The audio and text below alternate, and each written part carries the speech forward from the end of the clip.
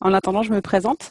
Donc, je suis Isabelle Orange, je suis experte prime pour épuration au siège de l'Agence de l'eau Rhône-Méditerranée-Corse à Lyon. Donc, dans le cadre des primes pour épuration, on s'intéresse à la bonne destination des boues pour épuration et notamment sur les plateformes de compostage dont j'assure le suivi depuis l'an dernier. Est-ce que cette fois, vous voyez ma présentation? Voilà, c'est bon, parfait. Donc du coup, j'interviens aujourd'hui effectivement pour vous présenter l'appel à projet solution boue d'épuration. Donc la présentation va trancher avec les informations scientifiques des présentations précédentes, mais elle est complémentaire. Voilà. Donc en termes de contexte, ça a été rappelé, pas d'épandage de boue produite depuis le début de l'épidémie sans hygiénisation préalable. Donc ça veut dire pour les maîtres d'ouvrage de boue non hygiénisée, avoir recours à des traitements appropriés d'hygiénisation ou des filières alternatives de valorisation ou d'élimination des boues. Cela occasionne des frais de traitement complémentaires, d'analyse, de transport, de mise en compostage, incinération qui sont à leur charge depuis le début de l'épidémie et pour une durée encore inconnue. Donc, l'Agence de l'eau a décidé d'un accompagnement financier exceptionnel de ces collectivités. Et comme il s'agit d'un dispositif provisoire qui est lié à la durée de la crise sanitaire, qui est dérogatoire du coup au 11e programme de l'agence, ça prend la forme d'un appel à projet. Autre élément de contexte, des boues sur le bassin Rhône-Méditerranée-Corse. Donc, on a 3800 stations d'épuration urbaines. Les 2 tiers sont des moins de 2000 équivalents habitants. En 2018, selon les quantités de boue évacuées des stations d'épuration urbaines, on voit qu'on a du retour au sol majoritaire via le biais de plateformes de compostage pour 56% des quantités de boue ou directement en épandage direct pour 18% des boues. Et l'appel à projet concerne cette part de boue qui représente quand même 50 000 tonnes de matière sèche sur l'année 2018. Donc en avril, on a travaillé dans l'urgence, comme beaucoup, pour accompagner les partenaires de cette crise qui sont essentiellement en milieu rural et construire un dispositif qu'on a voulu sur notre agence simple et rapide. Notre objectif, c'est vraiment de réinjecter rapidement de l'argent dans la machine, du coup de faire aussi un versement unique sur l'année 2020, même si la durée de la crise n'est pas connue. On s'est basé sur toutes les connaissances qu'on avait des systèmes d'assainissement, de l'autosurveillance et puis sur les bases nationales des services de police de l'eau pour construire finalement un dispositif basé sur du forfait versé selon la capacité de la station. Donc on a présenté le 12 mai au lendemain du déconfinement au conseil d'administration un appel à projet qui a été adopté avec un budget conséquent de 10 millions d'euros. Et tout récemment, donc jeudi dernier, on a présenté également au conseil d'administration des ajustements par rapport à la rédaction initiale du règlement.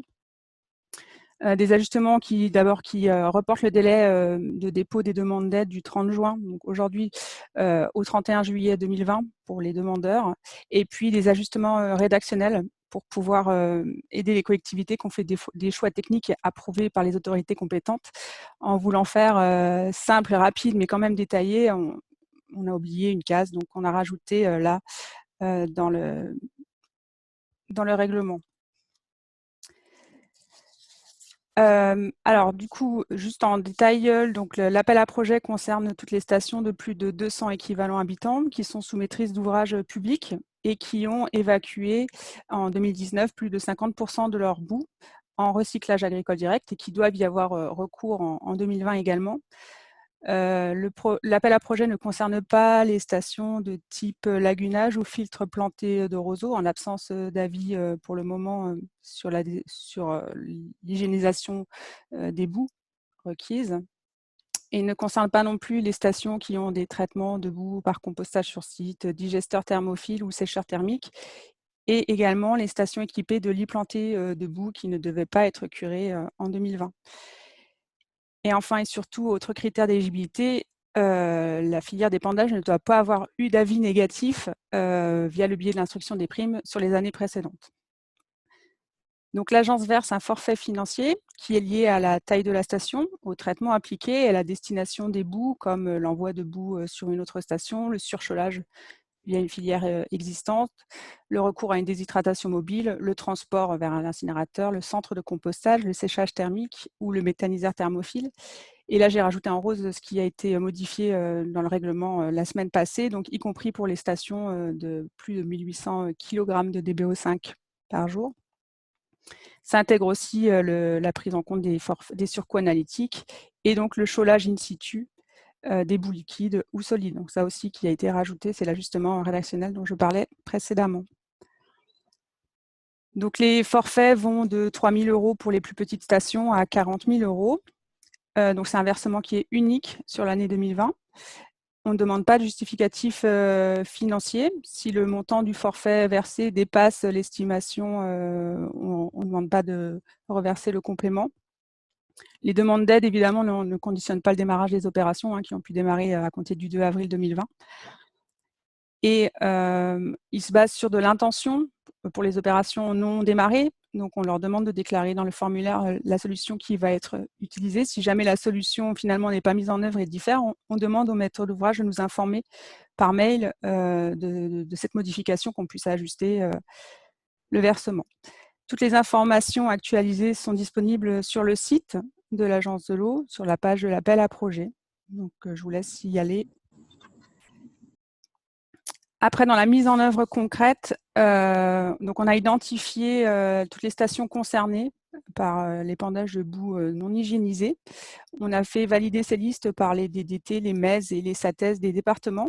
Et on a adressé un courrier donc, le 8 juin à 272 bénéficiaires potentiels pour 431 stations qui sont majoritairement sur le nord du bassin de Rhône-Méditerranée-Corse. Et pour les ceux qu'on n'a pas contactés par erreur d'identification, etc., elles ont la possibilité d'accéder via la page de l'appel à projet à un formulaire en ligne et de nous l'envoyer. Bon, pour l'instant, j'ai eu 5 cas non identifiés. Sur les 430 stations, on a une bonne couverture. En termes de retour, du coup, toutes les questions sont à faire par mail via cette boîte mail contact compost qui est unique. La moitié des retours des demandes d'aide. Pour l'instruction, on n'a pas de problème, donc on va pouvoir dépoter et procéder au premier paiement dès le mois de juillet. Sur la tendance, sur la base de ces retours, c'est qu'on a 40% des stations qui hygiénisent leurs boues avant de les épandre, 40%, la même part, qui ont recours à des plateformes de compostage et 17% qui amènent leurs boues sur d'autres stations d'épuration. En termes de suite, pour l'Agence de l'eau, des contrôles seront menés d'ici la fin de l'année et sur début 2021 pour vérifier l'application des solutions choisies et proposées à l'agence. Et puis, je voulais aussi signaler aux plateformes de compostage que leur rapport d'activité qu'ils fournissent chaque année devront intégrer évidemment les stations qu'ils ont reçues au risque d'avoir un impact sur la prime pour épuration des clients qu'ils ont eus. Dernière information, donc l'opération, ce financement exceptionnel, il est valable sur toutes les agences de l'eau. Par contre, il prend des formes différentes parce qu'on n'a pas les mêmes bassins, les mêmes retours au sol, etc., les mêmes finances aussi. Donc, je vous ai mis sur ce tableau un récapitulatif de ce qui existait. Je vous invite à aller voir les pages web des agences pour en savoir plus, sachant que les agences sont parties aussi bien sur du forfait que sur de la fourniture de factures, comme sur l'agence Adour-Garonne, qui propose donc de prendre en charge 50% des surcoûts. Sur Artois Picardie, on est sur une aide forfaitaire au mètre cube. Pareil sur Rameuse, mais cette fois, c'est par rapport à des coûts de référence et c'est valable sur la tonne brute, c'est appliqué à la tonne de matière brute. Sur Seine-Normandie, on est sur de la fourniture de factures et du financement à 80% des travaux d'hygiénisation des boues. Et sur Loire-Bretagne, l'aide est apportée de deux façons. Il y a une aide donc, au fonctionnement de 30 à 40% des frais exceptionnels de traitement des boues ou de transport vers le site, donc c'est traité sur facture. Et puis il y a aussi un deuxième volet qui couvre les dépenses, on va dire qui couvre plutôt les aides à l'investissement en 2020-2021 en proposant un taux maximal de 50% pour toute mise en œuvre d'une solution d'hygiénisation pérenne, par exemple. Donc ça, c'est aussi un volet qui existe donc sur l'agence de l'eau Rhône-Méditerranée-Corse. Donc depuis jeudi dernier, il existe un appel à projet rebond eau, biodiversité, climat, valable sur les années 2020-2021, qui a pour but d'accélérer le redémarrage des investissements dans le domaine de l'eau en faveur des services d'eau et d'assainissement. Et donc, il propose sur l'assainissement d'élargir à toutes les collectivités des aides pour les travaux sur les stations et les réseaux d'assainissement, y compris sur les filières boue et les opérations d'hygiénisation pérennes de boue notamment.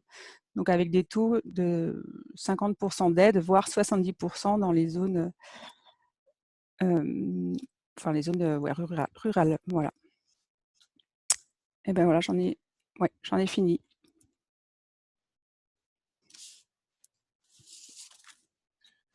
Merci beaucoup Isabelle. Les impatients demandaient les informations sur les deux agences, mais tout est venu à point à qui sait attendre. Alors les aides, Fabienne Erard, qui va prendre la parole tout à l'heure, pose une question que j'avais envie un peu de poser aussi, c'est les matières de vidange. Voilà, hein, donc tout ce qui est assainissement non collectif, qui représente, même, on peut le rappeler, 10 millions d'habitants. Hein, après les tonnages, c'est autre chose, etc. Est-ce qu'il y a des aides est-ce qu'il y a des aides prévues? Alors, pas sur notre agence. Elles sont présentes sur l'agence de l'eau Artois-Picardie, par exemple. D'accord. Très bien. Et quelqu'un rajoute me Loire-Bretagne. Et Loire-Bretagne, oui. Merci. D'accord. Bon, voilà. Écoutez, merci beaucoup Isabelle.